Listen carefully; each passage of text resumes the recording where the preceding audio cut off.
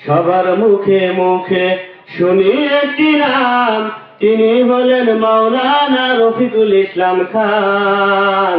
আরশের মালিক তাকে করেছে সম্মান, আরশের মালিক তাকে করেছে সম্মান। দায়িত্ব নিলে উল্লা পাড়ার সন্ত্রাসী হবে শেষ, বাতিলের আতঙ্ক তিনি জানে গোটা দেশ। দায়িত্ব নিলে উল্লা পাড়ার সন্ত্রাসী হবে শেষ, বাতিলের আতঙ্ক তিনি জানে গোটা দেশ। পুরা উল্লা পাড়া ঘুরে যায় না পাওয়া খুঁজে, পুরা উল্লা পাড়া ঘুরে যায় না পাওয়া খুঁজে, তাহার মতো একটি নেতার সুনাম, তিনি হলেন মাওলানা রফিকুল ইসলাম খান।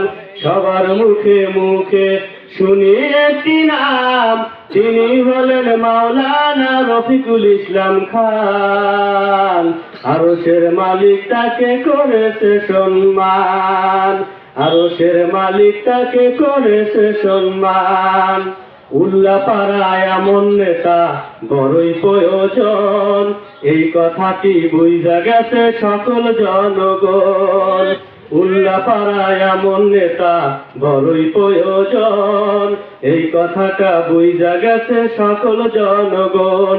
তাই দল মত ভুলে সব এক কাতারে এসে, তাই দল মত ভুলে সব এক কাতারে এসে, উচ্চ স্বরে নিচ্ছে তারি নাম, তিনি হলেন মাওলানা রফিকুল ইসলাম খান।